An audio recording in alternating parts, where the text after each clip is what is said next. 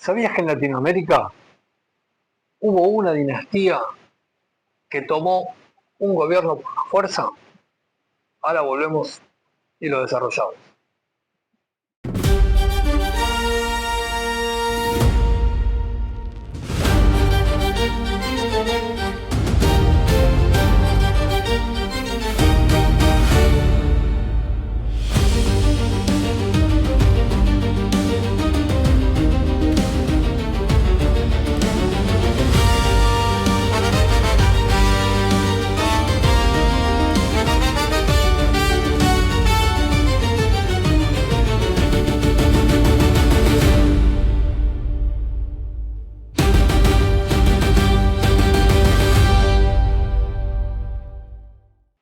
Nos referimos a la familia Somoza. Sí, el primer mandatario que tomó el poder, por supuesto, en forma irregular, contrario a la ley, inconstitucional, fue Anastasio Somoza García, que ya lo venimos viendo en el programa anterior, ¿no? Que nos referíamos a Sandino. Él había llegado a ser el jefe, el director de la Guardia Nacional Nicaragüense. Y desde 1933, que fue cuando ejerció ese cargo, ya venía con el poder. ¿Qué quiero decir con esto de que ya venía con el poder? El que gobernaba, el presidente constitucional, entonces, era Sacasa, un presidente liberal, pero sin un poder real. El que tenía el poder era Anastasio Somoza García. ¿Cómo se hace del poder? ¿Cómo llega a la presidencia? Porque ya desde el 33 Somoza controlaba el ejército, la policía, la inteligencia interna del país también respondía a él. Por supuesto que controlaba las cárceles, las aduanas, las rutas comerciales. ¿Y esto cuál era la ventaja? ¿Qué era lo que le permitía a Somoza? Varias cosas, mirá. Una de ellas era disciplinar a la clase política, porque tenía el control de todo el poder del Estado estaba en sus manos. Y de esa manera intimidaba también a los opositores. Intimidar a los opositores. ¿Qué queremos decir con esto? Que controlaba cualquier proceso electoral por medio de la fuerza, ¿no? Por medio de la intimidación. Pero previo a eso tenía un obstáculo. Por supuesto, la idea de él era llegar a ser presidente. No importa si en forma constitucional o en una forma irregular, contrario a la Constitución. Él quería llegar al máximo cargo de Nicaragua. Pero la piedra en el zapato de él era Sandino. Claro. Entonces, previo a eso, lo tenía que eliminar. ¿Y por qué? Porque si bien Sandino, como habíamos visto, había depuesto las armas, ya en retirada el ejército de Estados Unidos, los marines, pero conservaba un gran prestigio popular Sandino. Mantenía el ejército que, si bien había puesto las armas, el ejército estaba, los seguidores de Sandino, mucha gente que lo seguía por sus ideales. Y por supuesto para expulsar a los marines, ¿no? ¿Qué encarnaba Sandino? La lucha antiimperialista. Eso encarnaba Sandino. La injerencia de Estados Unidos y por supuesto la ocupación territorial. Que por supuesto es algo muy grave en un país libre, con soberanía, ¿no? Ese 21 de febrero del año 34 es cuando es asesinado Sandino. Los que lo asesinan es la Guardia Nacional, pero hubo un pacto para llevar adelante ese homicidio, que fue el pacto Stinson-Somoza. Claro, pero Stinson era un representante, un enviado del gobierno de Estados Unidos. Entonces, toda esta operación para matar a Sandino estaba ideada en Estados Unidos, en conocimiento del embajador. El embajador, Arthur Linson, fue el que dio las órdenes. Y según se cuenta, en una oportunidad, en una fiesta, que Somoza estaba borracho, lo dijo a viva voz. Habló de este pacto, habló de las directivas de Estados Unidos para eliminar a Sandino, para tener el camino libre. Y esto lo podemos ver muy bien en un gran libro, una obra muy importante del autor Aldo Díaz Lacayo, que fue un diplomático, un analista nicaragüense y un biógrafo de Sandino, que hay una obra que publicó en el año 2022 y 2023, que son 3 tomos, que se titula Sandino en la historia. En esa obra se relata la vida de Sandino, la lucha contra el imperialismo, cómo expulsa a los marines y relata también la pérdida de esa batalla llevada adelante por Estados Unidos, porque, claro, los marines se retiran por varias cuestiones, no solo por Sandino. Ya habíamos visto la crisis del 29, habría otras prioridades también para Estados Unidos, pero a Sandino nunca lo pudieron encontrar en esa lucha armada y nunca pudieron eliminar a su ejército, por lo cual esa batalla la perdió Estados Unidos. Pero volviendo a Somoza y cómo llega al poder, no llega con un golpe de Estado clásico, no llega por las armas derrocando al presidente Sacasa, sino que hace un trabajo más fino, más inteligente, porque Somoza, si bien por supuesto que estaba educado en Estados Unidos, estudió allí en la universidad, pero no en una universidad tradicional, sino en una escuela de negocios. Y tenía el inglés lo hablaba en forma fluida, era hijo de un terrateniente cafetalero nicaragüense, por lo cual tenía trato con las esferas de la alta sociedad, tanto en Estados Unidos como en Nicaragua, de los poderosos, las élites. Pero claro, al tener todos esos contactos, tenía muchos en Nicaragua, tenía muchos contactos con los gobiernos en Estados Unidos. Entonces, Estados Unidos ya desde su nacimiento en la vida política de Somoza, ya saben que él va a ser el sucesor, que es la persona que necesitan para mantener el orden y esa dependencia en Nicaragua. Entonces, este golpe blando, lo podríamos llamar, que lleva adelante Somoza en Nicaragua, por supuesto acompañado y respaldado por Estados Unidos, lo hace de una manera diferente. Y mira, si se quiere, lo haría de una manera moderna, lo podríamos decir, porque no fue un golpe con armas. Mira, ¿cómo hizo? Creó ingobernabilidad. ¿Vieron esa palabra que está de moda que dicen, no, damos gobernabilidad a los políticos opositores? Bueno, él creó ingobernabilidad en Nicaragua. ¿Y cómo? Primero, empezó a hacer un retiro selectivo de fuerzas de lugares conflictivos.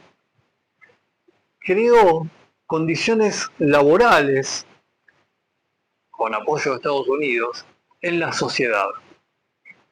Y sacando, retirando esos controles policiales, ¿qué logró? Un caos permanente. Con ese caos permanente, ¿cómo quedaba el presidente Sacasa? Claro, quedaba débil, superado por la situación y totalmente dependiente de la ayuda que necesitaba de la Guardia Nacional para poder controlar ese caos.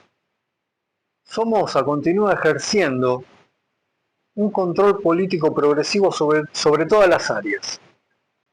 Ejerce un control, una intimidación a dirigentes, empieza a censurar a la prensa, a vigilar a los partidos políticos, y Sacasa, el presidente, queda totalmente aislado. Comienza a perder apoyos. Estados Unidos, que ciertamente lo sostenía como para no generar un caos, lo empieza a retirar ese apoyo. Claro, pero Somoza estaba sostenido por Estados Unidos y por toda la Guardia Nacional. No había otro ejército desde la intervención de Estados Unidos, habían disuelto todas las fuerzas. Claro, habían formado la Guardia Nacional, que la habían armado y la habían instruido según todas las ideas militares de Estados Unidos, ¿no? Y en el año 1936, Sakasa es forzado a renunciar. Claro, le queda el camino allanado a Somoza. Y se llaman elecciones, pero no son elecciones libres, porque son coordinadas por la Guardia Nacional. No hay una competencia real porque todos los dirigentes opositores estaban muy intimidados como para poder acceder a ese poder y los resultados prácticamente estaban definidos. ¿Pero por qué? Porque a eso le tenemos que sumar que ¿quién llevaba el control del sufragio? La Guardia Nacional. Y ese control se ejerció mediante una coerción armada. Y el escrutinio, por supuesto, que dio por ganador a Somoza. En 1937 Somoza asume como presidente, pero claro, en una elección totalmente irregular. Entonces, ahí comienza el reinado de la familia Somoza. Estuvo 23 años en el poder, desde 1933 hasta 1956. Pero, claro, las elecciones fueron en el 37. Sí, pero de 1933 a 1937, cuando ejerce esa primera magistratura de Nicaragua, ejercía el poder en la sombra, desde la Guardia Nacional. Como ya dijimos acá, era un presidente, sí, en el cargo, pero sin ningún tipo de poder, sin ningún tipo de apoyo. Y ahí comienza el control del Estado y el control de la sociedad, porque se empiezan a controlar a los escritores, a los docentes, a los periodistas, empiezan la censura, las expulsiones y los exilios. Bueno, como todo en dictadura, ¿no? Lo vimos en toda Latinoamérica, inclusive aquí en nuestro país Argentina. La prensa, se empiezan a cerrar medios críticos a Somoza y hay persecución a los redactores.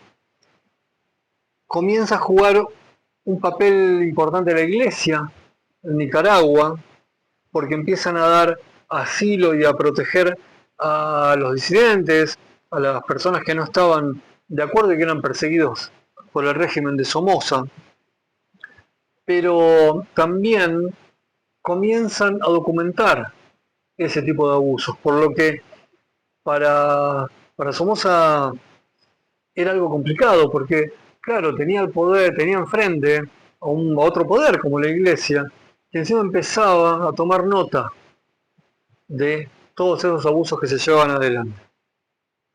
Bueno, ahí comienzan otro tipo de enfrentamientos, otro tipo de resistencias, porque muerto Sandino no había una guerrilla organizada, no había una guerrilla armada, y empiezan a surgir los movimientos sindicales, los estudiantiles y un movimiento cultural, que claro, en la guerrilla con Sandino prácticamente actuó con el campesinado, actuó solo. Aquí comienza otro movimiento que estaba inspirado en Sandino. ¿Se acuerdan cuando en el programa anterior lo que habíamos dicho? Que Sandino, lo peligroso de Sandino es que era un símbolo en Nicaragua. Bueno, aquí empieza a resurgir el nombre de Sandino. Sandino había dejado una marca enorme en la sociedad.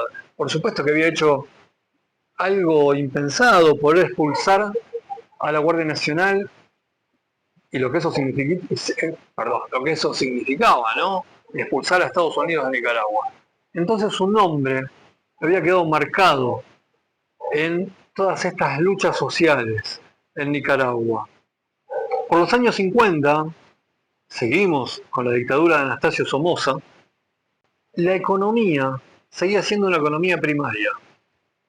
Pasaron 15 a 20 años desde que Somoza toma el poder y el modelo económico de Nicaragua seguía siendo una economía primaria, agroexportadora. Exportaban café, algodón, carne, con un porcentaje de entre 55 y 60% de pobreza, un 50% de analfabetismo aproximadamente, solo con salario de subsistencia. Y hay crecimiento, porque sucede esta paradoja, ¿no? En este tipo de gobiernos, ¿hay crecimiento del Producto Bruto Interno? Sí, hay crecimiento leve, pero hay. Pero no hay desarrollo social. Ese crecimiento no se refleja en la sociedad. No hay una mejora de salarios, mejores condiciones de vida. No, para nada. Son economías de subsistencia, salarios pobres, pero bueno, un país ordenado, como quería Estados Unidos en ese momento, ¿no? O sea, no perdamos de vista que si Somoza estaba en el poder, era porque Estados Unidos quería, Estados Unidos lo apoyaba. Y el que gobernaba en cuanto al orden, si se quiere, al fronting, como dicen, al estar frente a la investidura presidencial, sí, era Somoza, pero las directivas de su gobierno en Nicaragua no se tomaban las decisiones. Esto lo que generaba la tranquilidad de Estados Unidos es que había estabilidad y había algo mayor, algo mucho más profundo y mucho más importante para Estados Unidos, porque en este momento, por los años 50, ya comenzaba la Guerra Fría. Y Somoza García era la garantía del anticomunismo. Si hablamos de Somoza, de Anastasio Somoza, padre, el primero, el que toma el poder en el 37 formalmente, no tenía una ideología determinada. Era un tipo práctico, una persona práctica, y lo que le interesaba era el poder y el dinero. Era la persona perfecta para Estados Unidos. No podían tener un candidato mejor para controlar Nicaragua. Esto viene de 1912, con la primera ocupación de Estados Unidos. Si hay un país que estuvo ocupado en Latinoamérica por un tiempo y de una manera increíblemente triste, es Nicaragua. Mirá, y lo podemos traducir de esta manera. Hay una frase que se le atribuye al presidente Franklin Delano Roosevelt, que no está documentada oficialmente, pero sí está reiterada en muchas memorias diplomáticas, en la que dijo: "He may be a son of bitch, but her our son of bitch". ¿Cómo lo podemos traducir? Y no de la manera exacta, pero diría algo como: puede que sea un hijo de perra, pero es nuestro hijo de perra. Eso era lo que representaba Somoza para Estados Unidos. Alguien a quien dominaban, que le daban las directivas qué es lo que tenía que hacer. Y lo dejaban sentirse poderoso y acumular mucho dinero. Porque una de las cosas que pasaron durante el somocismo, no solo con Anastasio Somoza padre, sino con los tres Somozas, fue que hubo una gran cantidad de empresas que pasaron a nombre de la familia. Muchísimos cargos políticos, ministerios, lugares clave, tanto diplomáticos en economía como de poder, era de la familia Somoza. Se enriquecieron de una manera increíble a costa del pueblo. Y esto es lo que vemos, ¿no? Cómo, y lo voy a repetir, cómo este Producto Bruto crecía por un lado, la familia Somoza se enriquecía enormemente y el pueblo seguía viviendo en la miseria, con salario de subsistencia y sin ningún tipo de progreso, porque no había desarrollo. Seguían con una economía primaria agroexportadora, no había un desarrollo industrial, un desarrollo productivo. Bueno, en el año 1956, en León, en una localidad de Nicaragua, el 21 de septiembre más precisamente, mientras que Anastasio Somoza está dando un discurso, se presenta Rigoberto López Pérez, que era un poeta, un militante político, por supuesto con unas ideas que había tomado de Sandino, él era un sandinista, por supuesto, se presenta en ese lugar solo. Somoza y su guardia, sus guardaespaldas, estaban muy confiados porque tenían un poder absoluto en Nicaragua. Y esta persona se presenta en ese acto, irrumpe como una persona más, saca un revólver, un calibre 38 y le dispara 4 veces a Somoza. Por supuesto que, claro, estaba lleno de guardias, eh, es abatido instantáneamente esta persona, muere en el acto y Somoza es trasladado de urgencia a Miami, donde fallece días después. ¿Quién toma el poder? Muerto Anastasio Somoza, uno de sus hijos.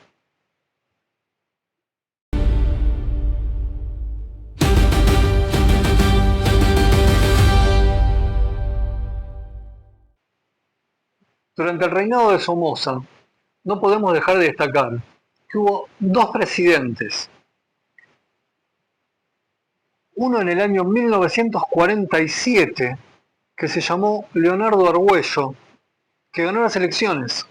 Por supuesto que era un dependiente de Somoza, ¿no? Pero, claro, una vez en el poder, intentó limitar a la Guardia Nacional. Y otra de las medidas que quiso llevar adelante fue buscar autonomía política. Claro, él había llegado de la mano y sostenido y, por supuesto, estaba ahí por Somoza, pero intentó tener un poco de autonomía.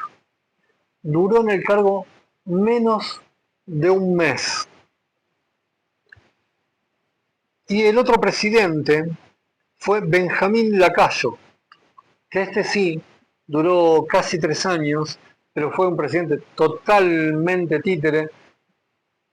Lo único que hacía era, bueno, llevar adelante todo lo que Somoza decía.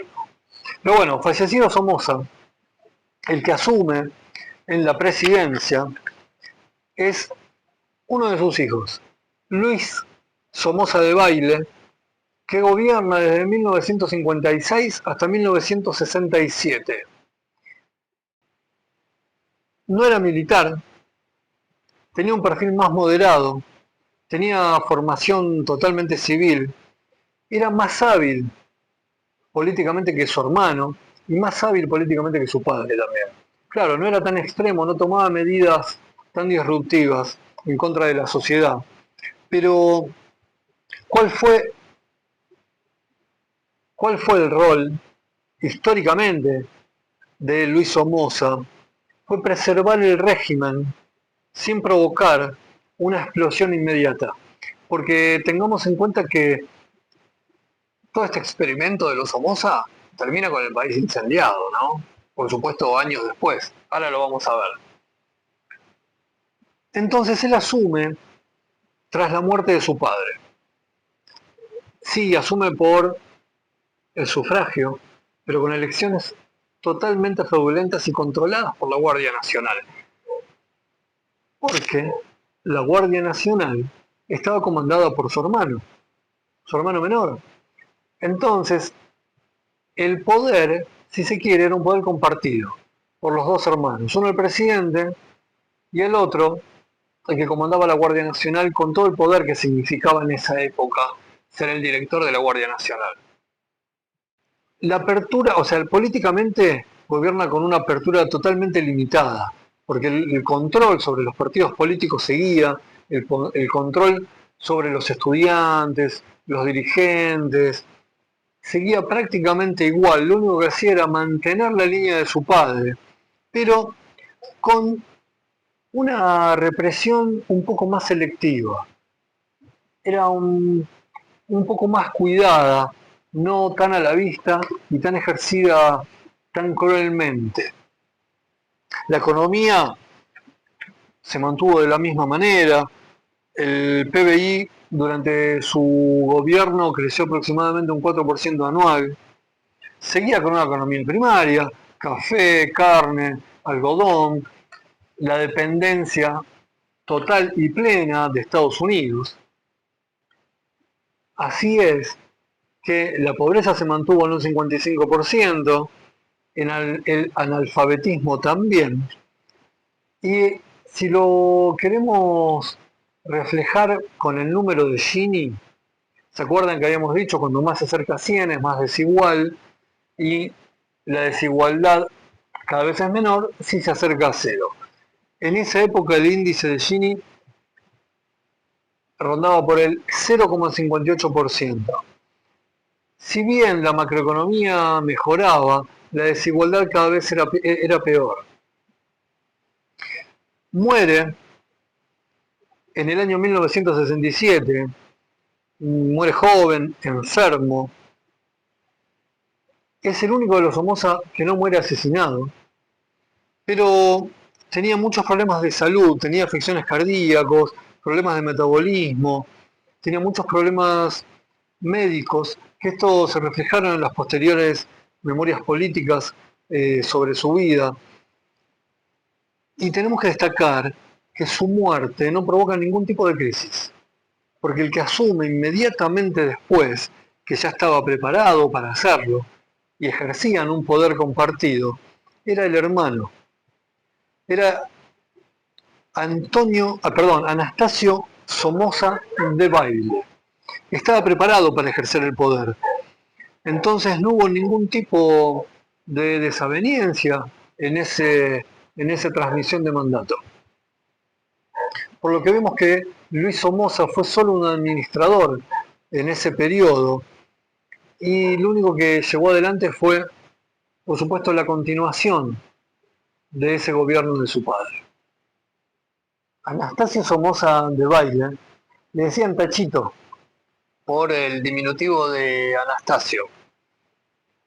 Era militar, como habíamos dicho, a cargo de la Guardia Nacional y fue la dictadura más sangrienta del periodo de los tres Somozas. Hubo una militarización absoluta, extrema, y una guerra interna abierta. ¿Quién era Tachito? Como le decían, ¿cómo gobernó? Era militar de profesión, había sido formado en Estados Unidos, por supuesto, ya lo dijimos y lo repetimos, era el jefe directo de la Guardia Nacional, y el estilo de gobierno que llevó adelante fue autoritario y personalista. Había una gran diferencia entre su padre y su hermano, porque el padre, si bien claro que sí, fue un represor, un gobierno dictatorial, autoritario, pero era más manipulador el padre. Su hermano, el que fallece, el inmediato anterior a su periodo de gobierno, se limitó a continuar todo el tipo de gobierno del padre. Pero él era mucho más represor, mucho más feroz en cuanto a la represión. Una dictadura muchísimo más violenta y sangrienta.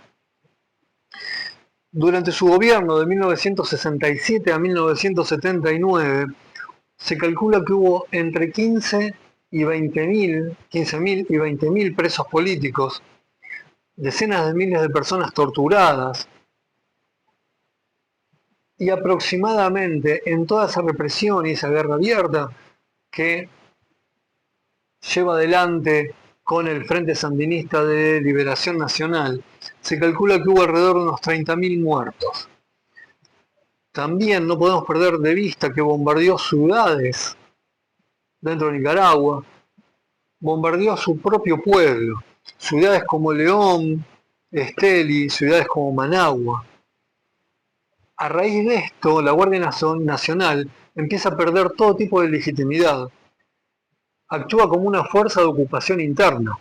En 1912 habían comenzado los marines, habían dejado la Guardia Nacional. Bueno, esa ocupación con el gobierno de Anastasio Somoza Debayle fue la Guardia Nacional, atacando directamente a su pueblo. Así es que en los años 70, en esa coyuntura social y política de Nicaragua, es cuando surge el Frente Sandinista de Liberación Nacional. Habíamos dicho que Sandino se había transformado en un símbolo nicaragüense. Bueno, aquí está, surge con este frente.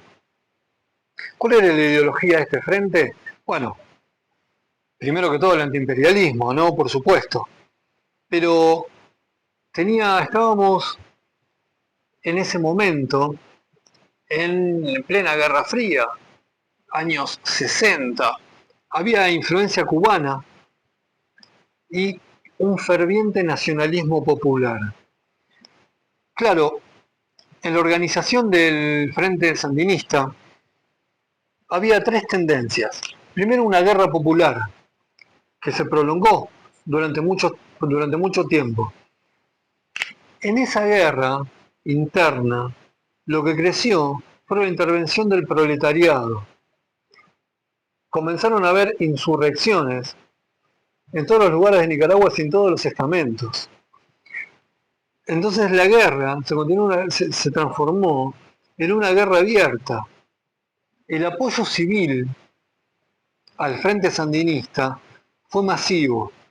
Los que mayormente participaron fueron los estudiantes, los sindicatos y la iglesia.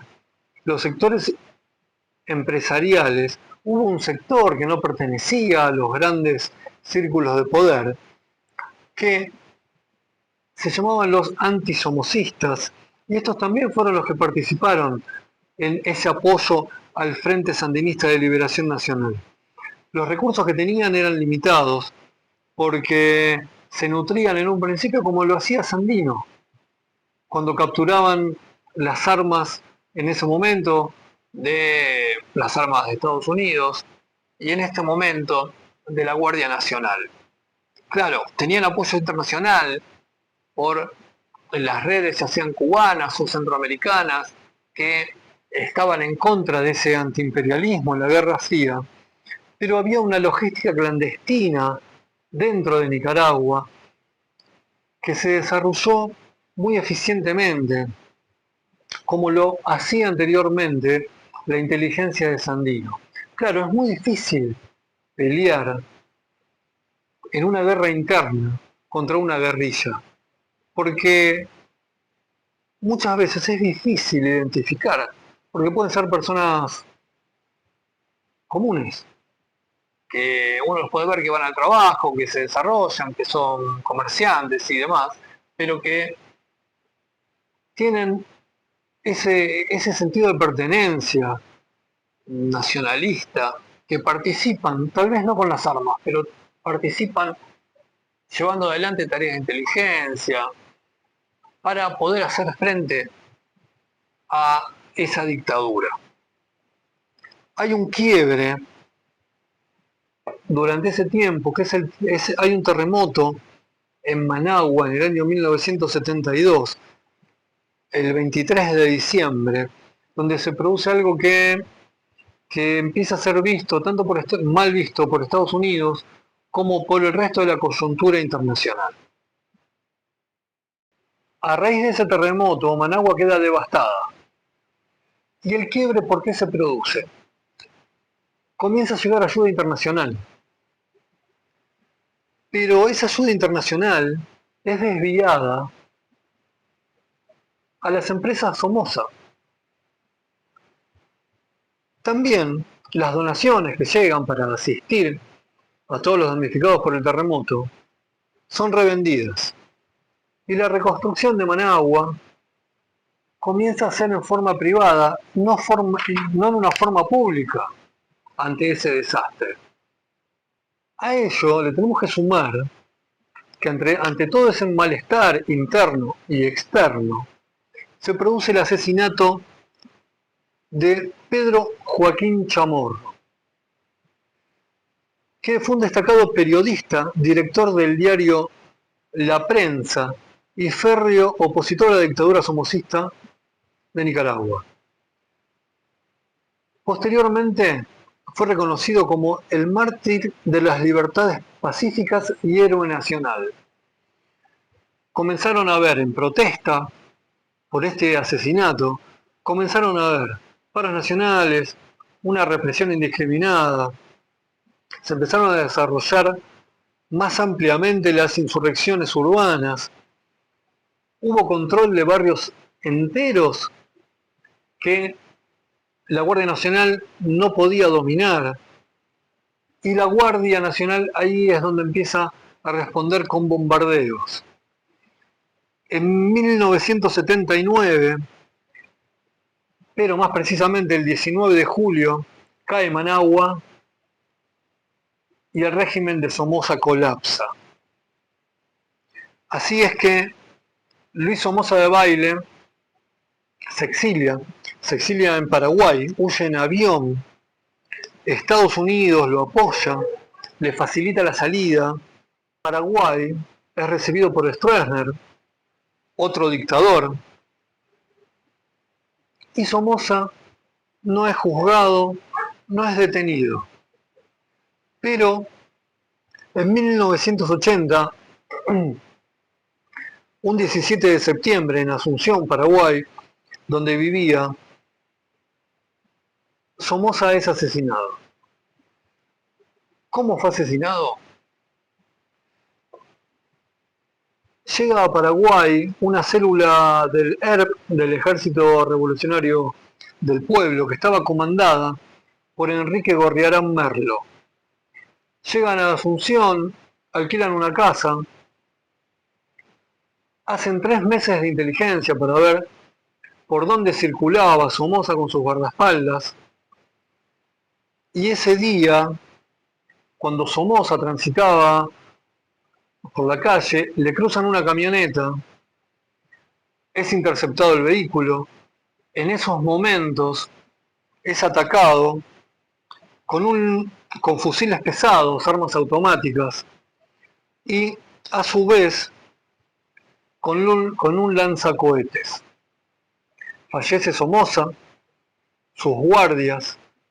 También había un asesor financiero en el auto, en un Mercedes-Benz que transportaba a Somoza. Y ese día se pone fin a la vida de Somoza. A partir del año 1912, Nicaragua perdió su soberanía. Sí, su soberanía de hecho la perdió. Fue dominada primero por los marines, el ejército de Estados Unidos. Después fue gobernada por la dinastía Somoza, también gobernada por Estados Unidos, lo podríamos decir así, claro que sí, porque de hecho así fue. Las directivas se tomaban desde Washington, por lo cual el pueblo nicaragüense no era independiente, no podía ejercer su soberanía. Así es que durante poco más de 70 años, allá por los años 80, cuando vuelve la democracia, empieza a ejercer su soberanía nuevamente. Pero durante todo ese tiempo, durante todo ese periodo, el pueblo nicaragüense fue controlado, fue reprimido, se reprimieron sus ideas, se reprimió su crecimiento. Pero hay algo que no se puede ni reprimir ni se puede callar, que es la memoria. Y cuando un pueblo tiene memoria, el poder represivo tiene fecha de vencimiento. Una película para recomendarles se titula Bajo Fuego, o quizás la puedan encontrar como Under Fire, que relata lo que estuvimos hablando hoy. Y un dato curioso para agregar, donde el lugar, la calle más precisamente, donde asesinan a Anastasio Somoza Debayle, se llamaba Generalísimo Franco. Nos vemos en la próxima.